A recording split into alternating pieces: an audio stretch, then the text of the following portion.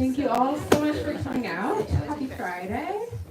I hope everyone's been enjoying this, on and off spring weather, but we're really excited to have you all with us tonight. My name is Amali, and I'm the events director here at Books Are Magic. So we are so excited to have Olga, Ravn, and Laura Kolbe with us tonight to celebrate and discuss the literary masterpiece that is My Work, Olga's latest novel that came out last fall. Before we get fully started though, I just have a few logistics to point out for how tonight's event is going to go. First off, we will be doing a hand-raised audience Q&A towards the end of the discussion, so please start thinking of questions to ask and hold on to them. After the talk tonight, Olga will be around to sign and personalize your books at the alcove next to where you checked in. We'll let you know where and when to start lining up for that. And lastly, if you're joining us virtually on the YouTube live stream, we would love to encourage you to buy a copy of My Work online using the link in the live stream description. Okay, now a bit about tonight's book. And there's truly no shortage of things to say about it, so I'll try to make this brief. My Work follows the experiences of Anna through her pregnancy and birth of her son, through first-person narration, third-person narration, journal entries, poems, essays, and hospital logs. This incredibly unique novel peers into the vastness that is motherhood and the turbulent relationships between mother and child, mother and husband, mother and self, mother and writer, and beyond. There's truly so much to discuss in here, so I'm going to introduce the wonderful writers who we have with us tonight. Olga Ravn is a Danish novelist and poet. Her debut poetry collection, I Devour Myself Like Heather, appeared to critical acclaim in 2012 in collaboration with Danish publisher Gyldendal. She edited a selection of Tove Ditlevsen's texts and books that relaunched Ditlevsen's readership worldwide. Her novel, The Employees, was on the shortlist for the Booker Prize in 2021. As I mentioned earlier, Laura Kolbe joins Olga in conversation tonight. Laura's debut poetry collection, Little Pharma, won the 2021 Agnes Lynch Starrett Prize. Her writing can be found in Harper's and Plus One, The Nation, The New Yorker, and the Yale Review, among numerous others, and has been collected in the anthologies The Best American Poetry and A World Out of Reach, Dispatches from Life Under Lockdown. She works as a physician and medical ethicist here in New York City. Okay, that's all for me. Without any further delay, please join me in giving a warm welcome to Olga and Laura.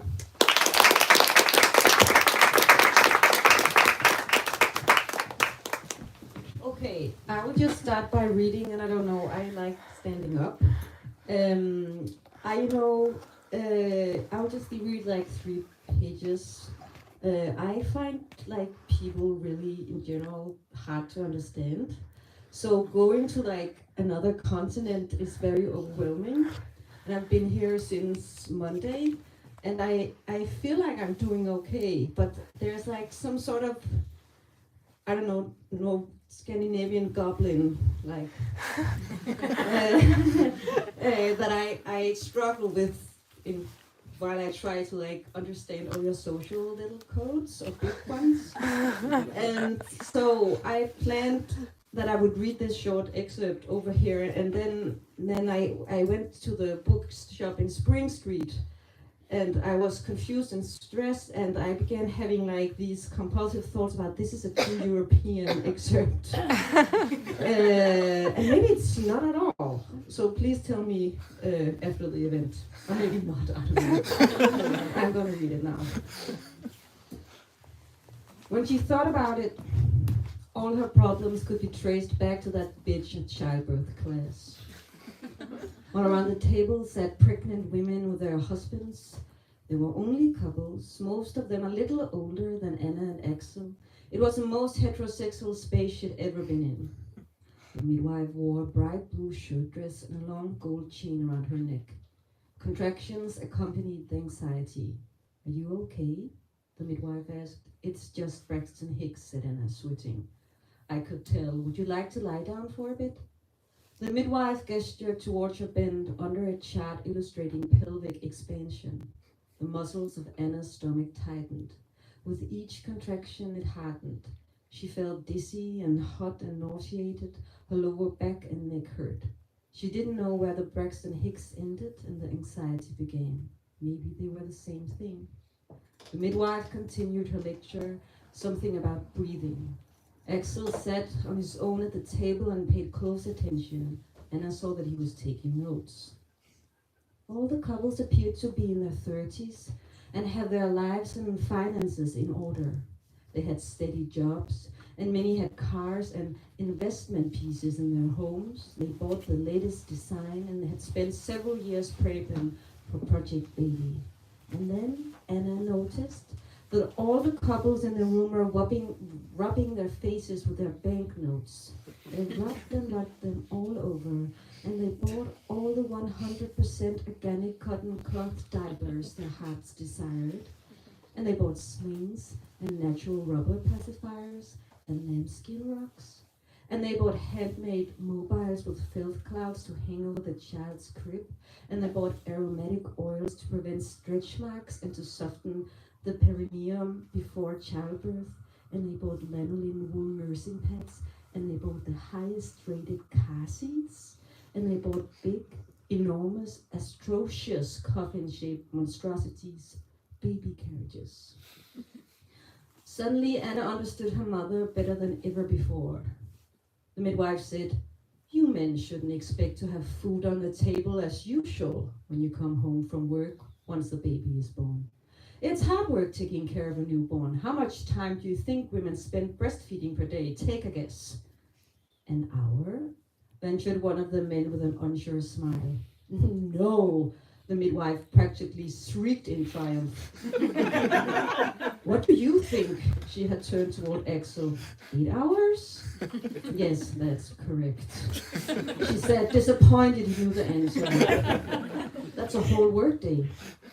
"Do you have children yourself?" asked one of the pregnant women.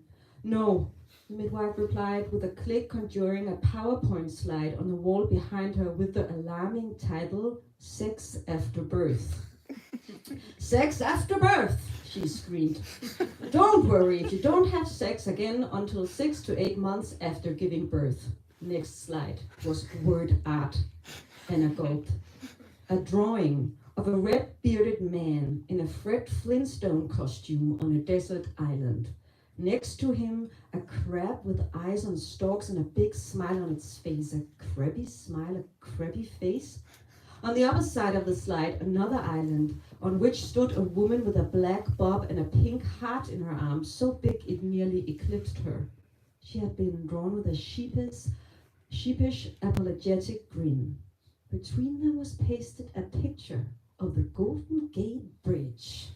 The man and the woman, 2 islands connected by a bridge in San Francisco. The midwife said, "It's important that you women listen to yourselves and your bodies. Don't do anything you don't feel ready for. As for the men, all I say is that you've got to arm yourself with patience. The mother often has her physical needs satisfied by being with a baby, but you can always try knocking on other doors." The room was quiet for a moment. "The neighbors?" asked the confused pregnant woman. No, the midwife shook her head. "Do you mean anal sex?" whispered a small, girlish woman on the verge of disappearing behind her giant belly, just like the character holding the heart on the slide. "More often than not, the rectum is just as afflicted as the front," replied the midwife. "What I'm saying is that there are many other forms of intimacy." An awkward silence descended over them as they thought, "blowjob," flashed through everyone's mind. "Next slide," bellowed the midwife. "It's okay not to love your child, man. Don't worry if you don't love the child right from the get-go. It can easily take up to 6 months for you to feel anything since you haven't been part of bearing or birthing the child in the same way."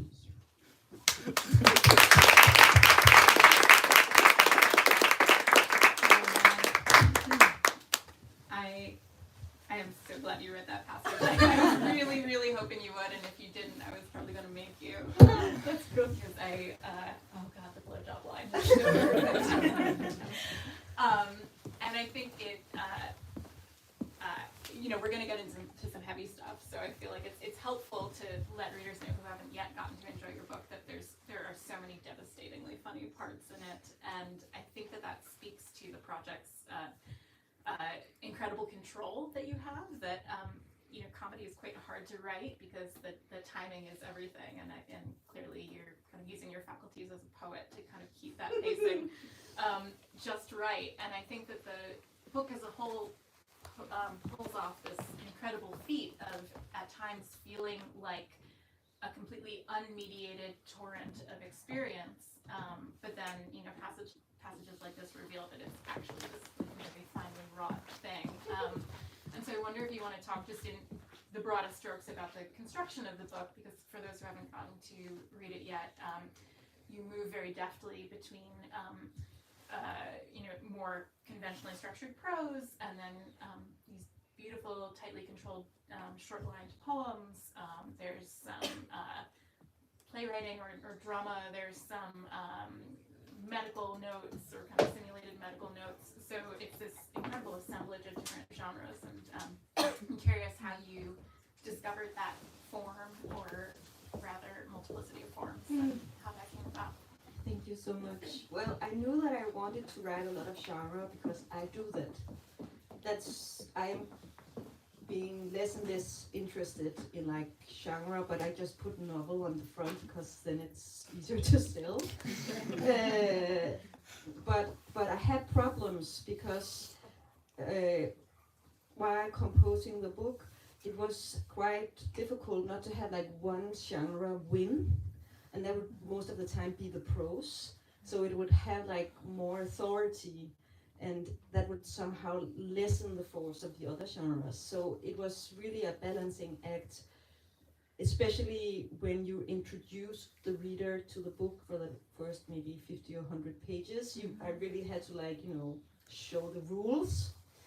And then I found out that there's one genre that has more authority than prose, and that's a medical journal. So I put one of those in there. And then it's really, I think you're really right about like the undercurrent, because even though it on the surface this book could seem fragmented, I don't think it is, because I worked very intentionally with having like a stream or a river going underneath the book, like, slowly pushing it forward. That would be the rhythm of the reading experience, which would be what made the reader turn the page. Which, like, working like just little suspenseful endings and stuff, everything can be suspenseful, I mean, tying your shoe can be suspenseful if you write it in the right way. And yes, and you're right. So there was actually really a lot of writing, but I wanted to make it look easy. And I also really wanted very much to be true to a specific feeling. So like interview and research a lot for this book, because I had postpartum depression myself, but I was more interested in portraying that experience as a space or a feeling than writing about my own experience. So I did a lot of interviews, but I wanted the book to read as if they were all experienced by one individual. That's really interesting. You also play around between the first person and the third person, and there's a lot of coyness in the manuscript about whether we're truly to think that the first person narrator has kind of happened upon or been given the papers of this other woman, Anna, or whether that's a kind of convenient fiction that she needs in order to create the book. I'm curious what for you was at stake when you doubled the narrator into the first person narrator and the third person narrator and created this sort of doppelganger structure. Yeah, I think, in the novel by Marguerite Duras called The Lover, maybe some of you know it, she changes from first to third person all the time. And I was inspired by that sort of like doubleness of only having access to memory as if it happened to someone else. And And I've had this question in a lot, like, why did you need the third person to write this story about you? I don't even know if it's about me, because what I had a hard time figuring out, or even found like weirdly interesting, was why did I need a narrator? Why couldn't I just do like a regular third person, novel? But I think it's because, at least to me, when experience is put into language, it changes. And there's something about that. And I wanted also, I think, to show that different, or something we would call the same experience, would look different whether you were standing over here, standing over there, writing that genre, that there's not like one story about a life, and the form you approach it with will shape the story or how it looks. I don't know if that makes sense. Yeah, absolutely. I mean, there are so many doublings with a difference, or doublings with a flaw or slight distortion in the book. There's the first person narrator and the third person protagonist. There's writing the visceral experience of nursing, for example, but in a prose form, and then it being kind of doubled later when you describe that physical sensation in a poem, and that just feels very different to the reader to kind of march through these very short, very carefully balanced lines. I think I thought about the book as at one point as like a bunch of little mirrors on like a mobile, like on strings, like doing like this, turning, like, so it changed all the time. Yeah. You were saying you were seeing a lot of visual art this past week. I don't know if you saw the Joan Jonas exhibition in the MoMA. No. Okay, well, there's some wonderful kind of performance videos that she and her troupe of dancers made, where they're dancing in landscapes with kind of suits of mirrors that they're wearing, and so as they're moving, you can see they can see each other in their sort of suits of armor. They can see the landscape, and it kind of reminds me of that image that you just gave. I want to see it now. So clearly you were referencing her.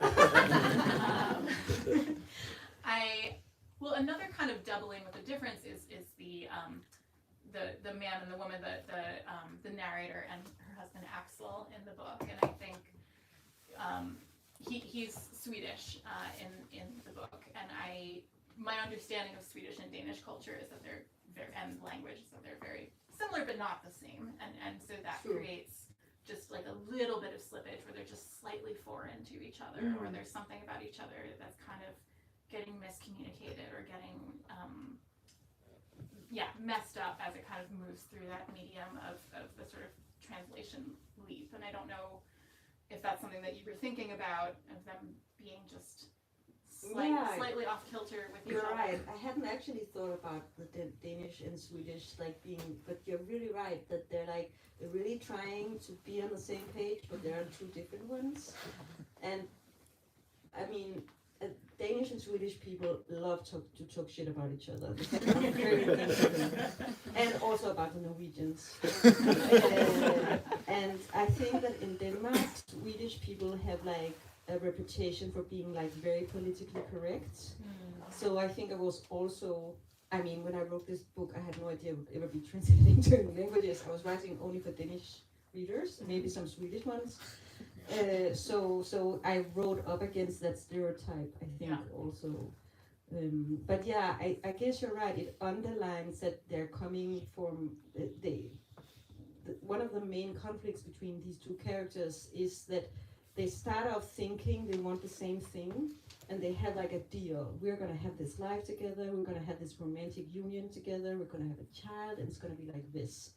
And then the pregnancy and the birth is so life-changing for the character named Anna. So she's like, okay, the plan's out of the window. We can't do this anymore.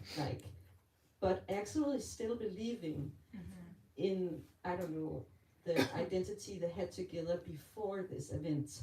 And that also puts them like on edge, because they both feel like the other one is like letting their union down. Yeah. And I think like when she's the most hysterical, I think Anna, I really took great enjoyment in writing that part. she says something like, when I became a mother, the dream of romantic love died. Because she was raised in an idea of like finding your soulmate, sharing everything, having a family, being happy, the most traditional image ever. And then realizing actually that stepping into motherhood created so much that couldn't be shared. Yeah. There's for me, some of the most disturbing material in the book are the parts where she feels like the idea of equality was an illusion. It's not true, doesn't work. And she's really angry with her husband that he is still clinging to this idea that they can be kind of 50-50 co-parents, and that they're both just parents. They're both the same vis-a-vis the child. And she's saying, that's just not true. It's impossible, and she feels just a lot of rage about that. And I think the book is so controlled in that you sort of withhold authorial judgment about whether she's kind of lost it, or whether she's kind of discovered some deep and dark truth about parenthood. I mean, yeah. You're not going to reveal. No, but I think both things at the same time. She found a deep dark secret, how to say it, secret about parenthood, and also she lost it. No, you're fine. Yes. Sorry.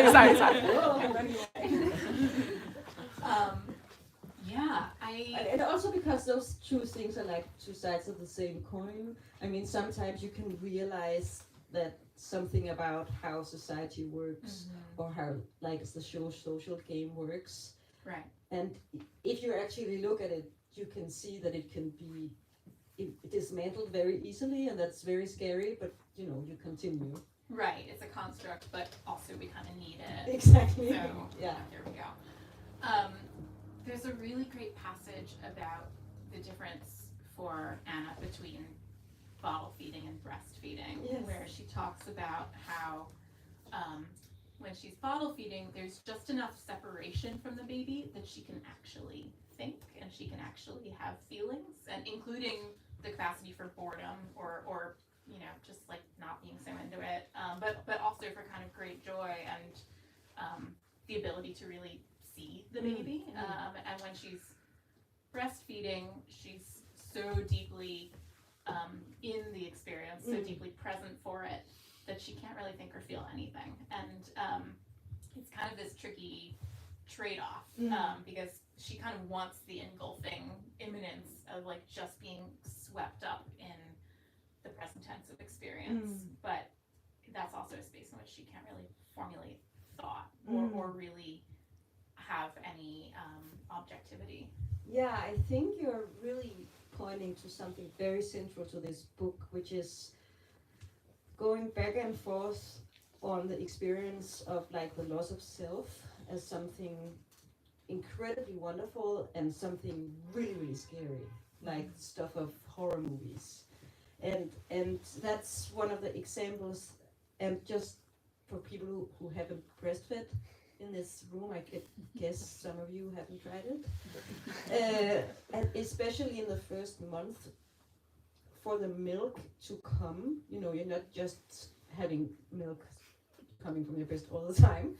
A hormonal shift needs to happen in your brain, and in the beginning, the body is still finding out like how to level those hormones. So at least to me and to some people, it feels like really intense, like taking drugs or something, like taking, I don't know, a sleeping pill. Like it hits you and you feel thirsty and stuff, and that's actually hormonal, and it is such an intense experience, and it is connected to this mouth from someone else, sucking on you, eating you, actually literally eating you, that you can't really have a big intellectual train of thoughts there. And it can feel wonderful because it can feel like as if you're being relieved of being an individual, like you're suddenly two people, like it's some sort of chimera two-body world, but it can also feel like a loss of identity. And I think with the bottle feeding, that hormonal shift, it doesn't arrive, so you're free to actually have intellectual thoughts. And that's something that the book works with, which is actually, I think, just examining our idea of body and mind as being separated. And I would actually venture to say that there's another kind of thinking in the breastfeeding hormonal stuff. It's just different. It's a different sort of thought. Pre-linguistic. Or some maybe thinking, I don't know, with the eyes or with the ears or something. So that was like a divide that interested me a lot, because I think that this total, how do you say, devotion to letting go, which is also something that occurs when you give birth. You need to just go with it. It's pretty difficult to find space for it in modern life. It's very intense to be like in a coffee shop with your friends and be like, okay, I'm gonna lose my sense of self, like with this child. Excuse me while I dissociate. Yeah, exactly. And like it's not really something we talk about. Like, and that was pretty intense for me. Like I would have like dreams of temples for breastfeeding one could go to, Yeah, that sounds cool. Had you already had a kid when you were at the employees? I actually started this book when I had my first child, and then after a couple of years it became too heavy and shameful, so I put it away and wrote the employees. Okay. As a way of like getting how far away from myself can I get? Let's go to outer space. I mean, yes. Well, yes, and you guys should all read The Employees if you haven't. It's so beautiful and terrifying. But there are these objects, possibly creatures, that have been brought onto the spaceship, and the crew is sort of tasked with caring for them and also kind of running some experiments to try to figure out what these things are. And the crew, many of them start having these kind of psychedelic and emotional and kind of quasi-sacred, ecstatic experiences in the presence of these objects, and they find themselves having kind of physical and weird cravings and compulsions to do things with or to or around these objects. And I'm realizing that that's kind of like having a newborn. I don't know if that was, and now I'm realizing that like, oh, that's what there's actually like also so many eggs in that book and carrying things. Kind of a disgusting number of eggs. Yeah. Like we have a disgusting number of eggs in the room with us right now. Yeah. Inside our organs. Thankfully, fewer and fewer. Yeah. So, but you weren't thinking, oh, this is my secret newborn book. You were thinking, I'm moving away from baby stuff to write real sci-fi. No, I was not thinking I'm moving away from baby stuff. I was thinking I'm very tired of myself. It was not the baby stuff. It was the anxiety and the shame. And this wonderful Danish artist called Lea Hesselund wanted me to write something for her catalog, and I was in the middle of this big project, and it just felt like a glass of fresh water. Yeah. So it just exploded.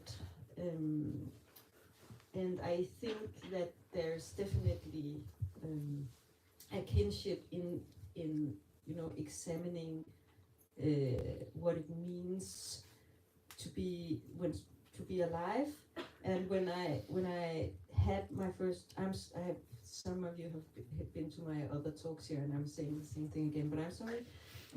When I had my first child, it was a very complicated birth. It was dangerous in a short period of time, but he came out, and they gave him. Yeah, well, I'm still surprised. And they gave him to me, and I looked down, and he had like very, very dark eyes, and he looked at me, and I was so freaked out because it was my own flesh looking at me. It was almost as if my arm suddenly had eyes.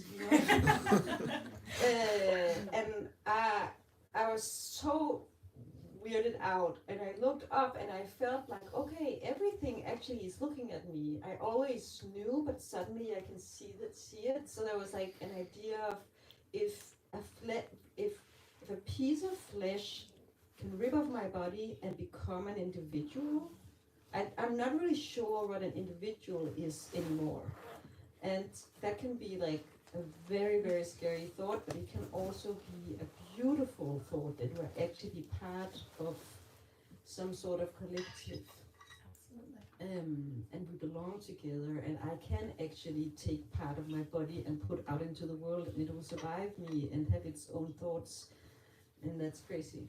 Letting go of the proprietary. You have a really great passage about the difference between, like, when you, or the narrator, hopefully you too, hate it when people talk about books as their babies, because like they're not, babies are definitely not your property. Yeah, exactly. Yeah. And they don't give you credits. No. The opposite. Yeah. Yeah. I want to ask one more question, then we'll open it to the floor. But I'm curious. I mean, because you're obviously fluent in English, what your experience was with engaging in the translation process of this book coming from Danish into English. Did you kind of intervene, or did you step back, or somewhere in between? Well, it's a balance. I got the at first the translators did like I wanted to see if they could translate poetry, and they could, and that was really wonderful. So I saw you like gave them like a test. No, I just said to the publisher, make sure it's someone who can translate poetry, because that's not easy, and they obviously could. And then they did the whole thing, and they had a bunch of questions, and I read it through, and if I thought like, okay, you misunderstood something, I would make a suggestion, but I will try to stay out. And fortunately, something that was very important to me that they really got right was on clothes. It was very important to me. We had like, I think the longest conversation I had with translators was about the differences between tights and stockings and nylon. And I really appreciated that. That was very, it was very important to me, like that this whole domestic space would be as precise as possible. Like I took great care to like think and work at how to describe the different types of drops of milk as they exit the breasts, and the different types, and it was very important to me. And also it was a gift because it was so funny to write about. I mean, it was not only I really need to get it right, it was, oh my god, there's so much material here. I've never written as many poems about something as about breastfeeding. I mean, and there are a lot more that weren't as good that didn't get into the book, because I was just like obsessed. I was like, this is the stuff of philosophy. I mean, wow. Like I'm ejaculating. Because in the beginning it was shoot like this. Wild, yeah. And then I remember the Swedish translator. It was a guy who was like, he changed the word shoot to like trickle. I'm like, this is not gonna work. This verb is very important. And he was like this young 24-year-old like prolific translator who didn't know anything about a female body. I was like, I'm sorry, but I have to show you a video. Oh, that sounds like a lawsuit waiting to happen. Buckle up, New Direction. Okay. It was in Sweden. Okay. Well, I have a lot more that I could ask, but let's give everyone else the opportunity to join in. Hi. I kind of interpret the title of the book to not just be about the work of motherhood, but like the narrator questioning whether their work of being an artist and a writer, what comes first, or does one necessitate or destroy the other one? And I'm just wondering, like, what was your experience like continuing to write, or what was your like relationship to writing during like the early years of having children? Like, were you productive? Did you take notes on these things? So for the people out in cyberspace, my work referring to the work of making and raising a child, but also all the other kinds of writing work that you do, and how were you thinking about that arrangement of hierarchies in real life and in the conversation of the book? Thank you so much. I was very surprised to learn that apparently inside myself had an idea that a mother couldn't write. I mean, I thought that was something that belonged to the 1980s or 1890s, if it's the English right way to say it. But I definitely had to struggle with the notion that writing about your child is somehow hurting it. And that was something I had to get over.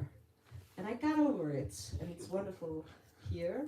But I would also say that I was actually, when I could let go of that, I realized that it's not difficult to work in the early years. It can be difficult because of your surroundings. It can be difficult because of your workplace, because of your partner, because of your life situation, because of how much money you have. And I think that one of the things I realized was no deadlines. If I don't have deadlines, I can actually accomplish a lot. And then I also became such a better writer. Because before having children, I would spend much more time doubting myself and being like tortured. And oh no, I've been writing all night and I don't know, I have to turn it in tomorrow. And it's not really very good, is it? Please? And then when I had a child in the beginning, when I was home with him, I would just like write on my phone, not reading it, which I also really recommend, like don't reread until months after. And then when he began daycare, I would have like put him to daycare, I would have 3 hours where I could write, and I would just like, it would be like the most wonderful time. And I had I didn't have any doubts, and I didn't have time to be good. I didn't have time to be a perfectionist. I had to hone my intuition because I had to also do groceries and pick him up and clean the apartment and do the laundry and all that stuff. So suddenly it was as if I accessed another layer, and I had been wanting to write science fiction for a long time, and I had too much shame because I was too interested in other people's thoughts about me. But after becoming a mother, I was like, I don't have time. No, and I also thought that nobody's going to read this. I mean, I still try to hold on to it actually when I write. Like, nobody's going to read this. Nobody has any expectations to me. I'm just going to do a bunch of bad work because it feels nice. And I still sometimes feel like what I'm really good at is editing. Because I was just like, and then come in with like machetes later and just try to sculpt something. Yeah, I hope that's an answer. Anyone else? I have a question about the employees. Is that right? I hope I can make sense of what I'm trying to say, but. One thing I really admired that you seem to be able to avoid that happens in a lot of science fiction is that there was not a lot of exposition. What's that? Yeah, like the sort of world building stuff, like okay. the rules, the government did this in this year, and so that's why they sent this spaceship, and it's, like this is how its motor is constructed. Like, like an awkward conversation where they're explaining like what. So, and I was curious if that was a conscious thing or if it was a byproduct of the narrative structure or the device of having the employees giving these reports. I don't know. Is that a question? Yes. Okay. Yes. The question is, I didn't know that word, how I work with exposition and the employees. And I think that what's most important to me, or what I find most interesting in everything, is point of view. And I will always, writing a book, trying to find like, first it's like the sentence, the feeling of the language, but I can't really write until I have a point of view. And I'm with you. I really dislike books where you feel like some sort of, big God or I, a narrator, is telling you how everything works here, and I don't necessarily. What I feel is I'm not interested in this information. The only information is giving me is there's a writer here, and that's not actually adding anything to the world. So I think that it was a part of figuring out how to work with point of view, how to have like that book is so much about who has the information and who doesn't have the information, and what does that mean. So that was part of building the world, saying like this would be like walking through a house where most of the doors are only ajar. Like you won't see the cockpit, you just like, and that's because I'm so interested in the mind of the reader, and I really want to engage with the reader. I want to like activate the senses. I use a lot of like taste and physical, like tactile stuff in my books, and that's what I really don't like about any genre. It could be a realistic novel also that really tells me what to think. I mean, that will make me throw the book away, because to me, reading is experiencing something that language is doing, that somebody made, and so I think actually people, we talk about it with science fiction and fantasy, like the building of the world becomes too obvious, but I think people are doing it in realism a lot too. I just don't think we're talking about it. Like Anna was a kind of woman that would never do this in front of a mother, but still she do that. That is really showing us the world building.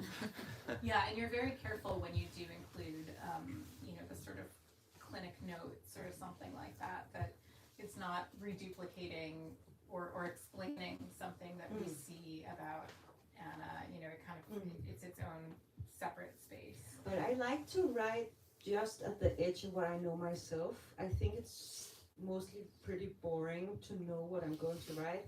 I mean, I think one of the reasons I like to do art is that I like to be surprised that I'm somehow suddenly playing this melody that I didn't know where it came from, which is, I think, an engagement with language or literature or something. And that's always what I'm hoping for.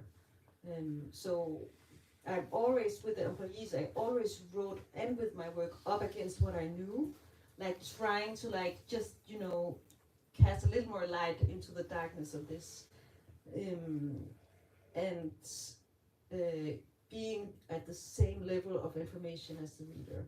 So sometimes when people ask me what actually happened, or in this book, or did they do this in the end, or was this person talking a woman? My translators always ask me, is this a woman, is this a man speaking, because it's not gendered, and I'm like, honey, I actually don't know. I gave you all the information. I can have like fantasies about what happened, but since it's not written, it's not the truth, Yeah.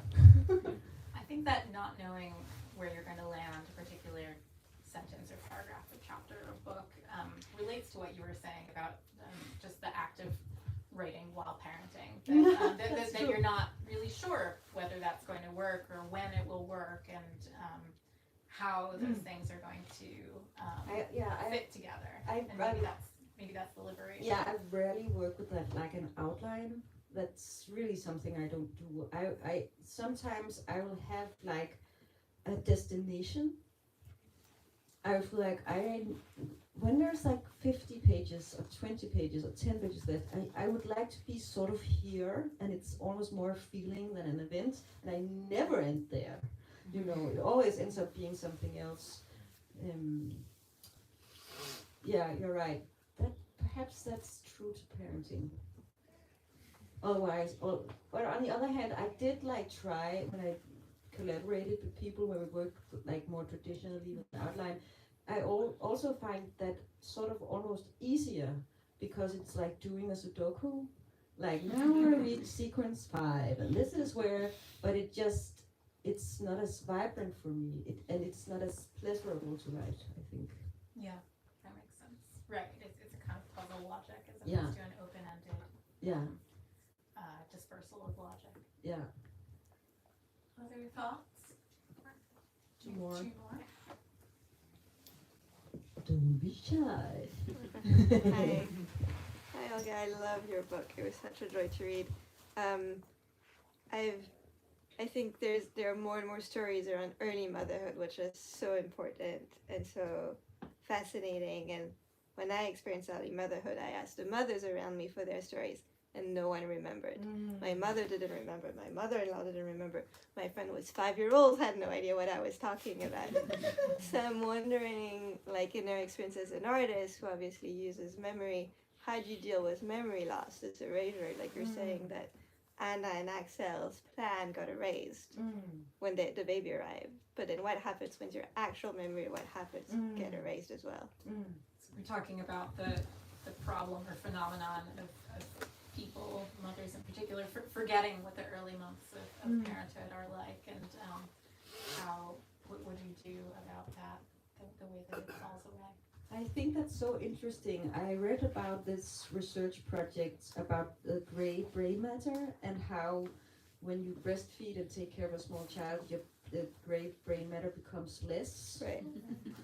Until I Hate mean, that. no, but the brain is like very elastic. So like 6 months after you stop breastfeeding, it returns to its previous state. And I'm not sure that's necessarily a bad thing. It's just a different sort of brain. And I think that's one of the reasons, actually, like, I don't know, neurology, I don't know, neuro stuff, I don't know the word, to this. And I think you're really, really right. And I think that in the space where we can't remember, we will put fairy tales. So I would talk to my mother and be like, oh, your birth was so wonderful. And no, it didn't hurt that much, and blah, blah, blah. And then she had like this child's book, right, you know, where you put how much weight were in the first picture. And it was like, she got cut with a big, she had written all these terrible things. I was so grateful for her, but like lost this much blood and stuff. And she couldn't remember at all, which I think is one of the reasons this myth of like mother bliss is there, because we can't actually remember, and it's much more pleasurable to put something nice on the empty spot. So what I did was almost coincidental, but it was because I had a very, very serious postpartum depression, and I had like very extreme obsessive thoughts. And the only way I could deal with it was by, it was part of my obsessive thoughts to be like, how do you say, an anthropologist in my own life. It was a way of surviving, to doing like this mental dissociation and being like, this is so interesting. I wonder where these thoughts came from. And so I would document everything. And I would keep everything. I would keep all the pamphlets, all the, little letters we would get from the state, and I would photograph everything. I would film everything, and not necessarily the cute baby pictures, but like everything. I mean, as a way, I think, of actually understanding that it was happening, as a way of actually trying to process it. So I had this huge archive, and I actually, you know what I did with years too after this came out in Denmark, I made like, a child's book that my mother had, but for parents. So I just did all the stuff to make it easier. So you can just write like, so it's all like, here you can write what you're afraid of. Here you can write about who you really hate. Like, how tired am I on a scale of 1 to 10? So I tried to like do somewhere to make some sort of future archive of really tired parents, really, sour thoughts. Such a gift. Yeah. So that could be, but I think it is actually because of the brain we don't remember, and we need these documents, and it needs to be, I also researched like birthing rituals, like going centuries and centuries back. Centuries is 100 years, right? Yeah. And one of the things I really enjoyed from the 1600s was something called barselsgilde, which means birthing party. So you would invite 10 women to help at your birth, and when they arrived, they would throw everyone else out of the house, and they would be there until the child was born, and then everybody would be you could come into the house again. And some days would pass and the child would be baptized, and then they would have their maternity party, their Barselsgilde. So it would be the mother, the child, and everyone who helped at birth. And the party was about retelling the birth. Not from the mother's perspective, but do you remember when I had to grab the baby? Do you remember when I, and then they would drink. It would be the only time we were allowed for women to be really drunk in public. So, and everybody was mother, but you would say Mutter. So it was Mutter Laura, Mutter Olga. And if you forgot to say it, you had to drink extra. And so the tradition was that the new mother and the one that were lying in bed, and they were sitting and drinking, at some point she has to say, enough, and throw them out, and they would run through the town being drunk. Like, taking the hats of the men and taking over the carriages. And in 1624, the king was like, okay, we have to make this illegal. And he did. But I think that's what you're talking about, witnesses.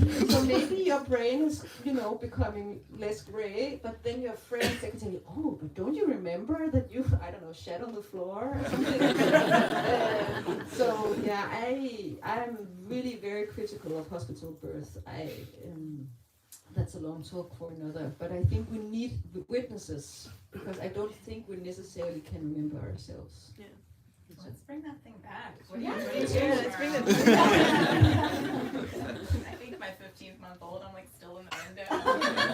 Let's get it happening. Any last comments or questions?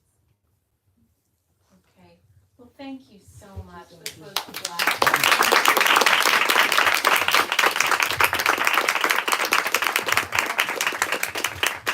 Thank you all so much for coming out tonight. Thank you to everyone who asked questions. Thank you to Laura for moderating such a fantastic conversation. And thank you, of course, to Olga for joining us to celebrate and discuss this incredible novel.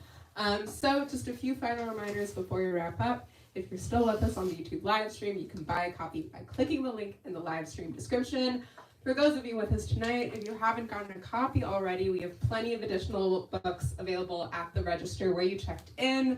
We also have copies of The Employees and of Laura's JB Poetry Collection, Little Pharma. These are all fantastic books. Like, I can't say that enough. So please check them out, get them for yourself, for your friends, for your family, and they'll thank you later. Olga will be around to sign and personalize your books. That's going to be happening where my lovely coworker Jules is pointing. Yes, thank you, Jules. So we're going to ask that you all gather your personal belongings, line up down the center aisle, and curve around to the wall. Yeah, that's all. Yes, down this aisle. Thank you all again. Let's give these two one last round of applause.